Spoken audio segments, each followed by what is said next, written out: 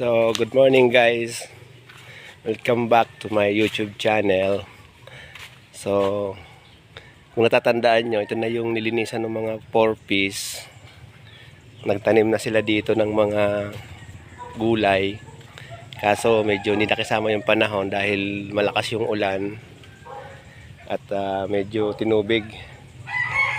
Kung mapansin nyo, ayan o. Yung iba naman tumubo na.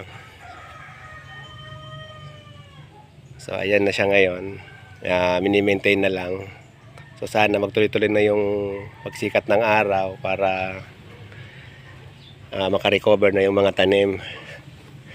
At ayun nga, nilagyan nila ng mga net yung gilid para hindi pasukin ng manok. Dahil sigurado pag may nakapasok yan na manok dyan. At dahil nila ng mga pangke o net yung mga gilid-gilid, at sa di inaasahan may nahuli kaming isang malaking ahas. So ngayong umaga lang siguro siya. Ayan o, nilagyan kasi ng mga net dito, mga gilid-gilid kasi medyo masukal yung katabi. So ayun nga, at kaninang umaga nakita namin ito. Ayan siya o, nahuling ahas na pangke. So hindi na siya makaalis dyan. Ayan o, ay, papansin nyo buhay pa. Ayan o, buhay pa yan eh. Ayan o. So kagandahan na lang din at huli sa dyan kasi at least hindi na sa makakapamerwisyo ng hayop o kaya ng tao. So ayan, hindi na siya makaalis. Ayoko naman siyang hawakan dahil baka matulad tayo dun sa pinakita sa TV.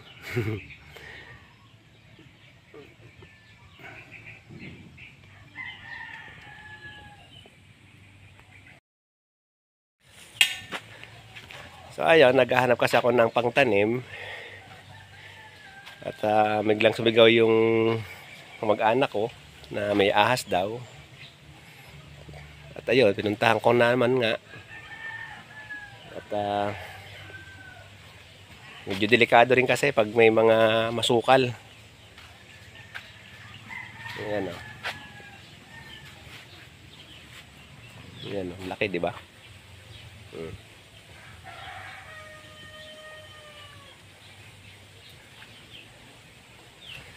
Ngayon, dito tayo ngayon sa 4-piece farm.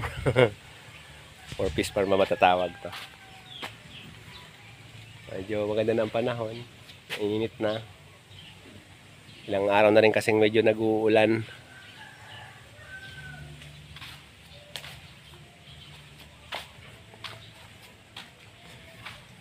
Mahirap hawakan to kasi buhay pa siya. Baka makawala siya dun sa pagkakahuli sa kanya ng net. Na delikado rin pa eh. So, sa mga ganitong bagay, ganitong sitwasyon, huwag tayo basta-basta hawak ng mga ahas dahil delikado eh. Delikado rin yan. So hayaan na lang muna natin siya. Mahirap na eh. Medyo malaki na rin naman siya. May kalakihan na.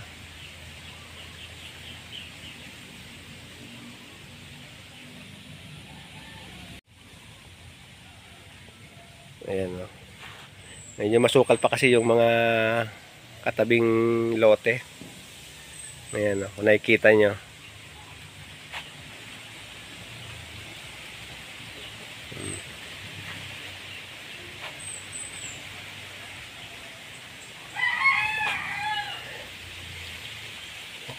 Kailangan pa rin naman itong linisin para hindi masyadong pasukin din ng mga ahas. Pagka ganyan kasing medyo masukal pa, delikado. Ayan o. Buti na nga lang at mayroong net. So ayun. Kung sa dulo, meron din pa rin naman doon mga net.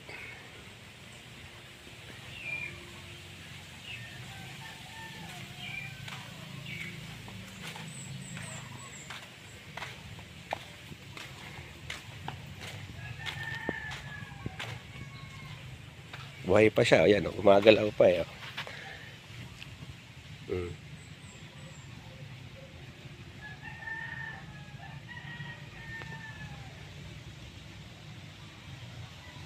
So hindi natin siya pwedeng basta-basta hawakan. Kailangan natin ng eksperto ba?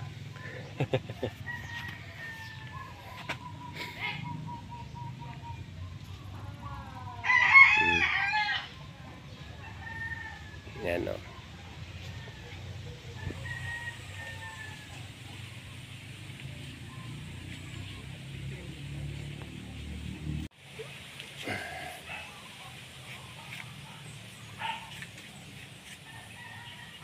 Gusto niya pa rin makaalis. Ayan o. Kaya try niya pa rin makawala. Ay! Nako, yan na. Pupulupot na lang, pupulupot yalo. Yan.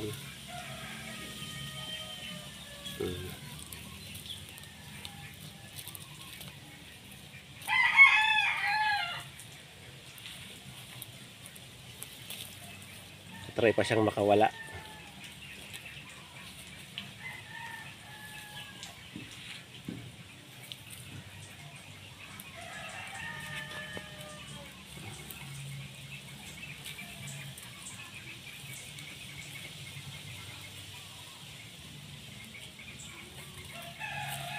Ayun o, nag-aano siya. Pumupersa pa siya o. Tinatry niya pa rin makaalis.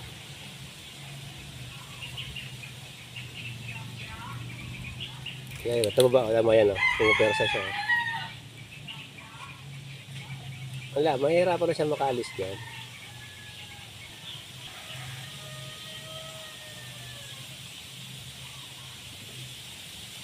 Tinatry niya pa rin.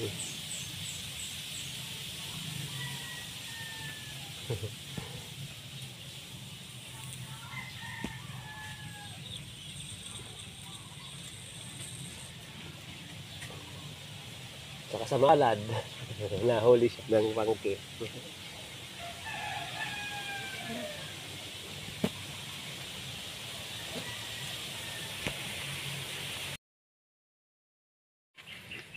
Ayun guys, huwag kayong basta-basta hawak niyan. Kasi kahit nakapulupot yan, medyo delikado pa yan. Hindi mo pa rin basta-basta masisiguro kung patay na siya o buhay pa. Pinaka-the best niyan, huwag yun na lang hawakan. Para mas safe. Nalahanin natin, ahas pa rin yan. Makamandag pa rin.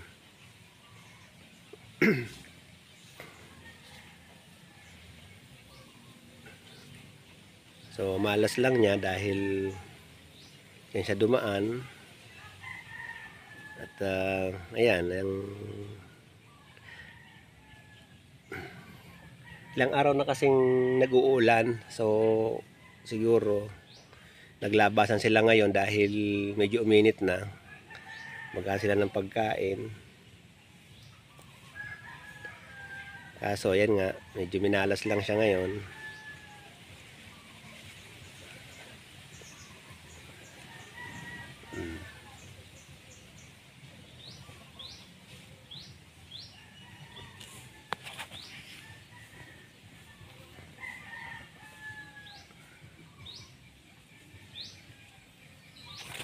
So ayun lang guys.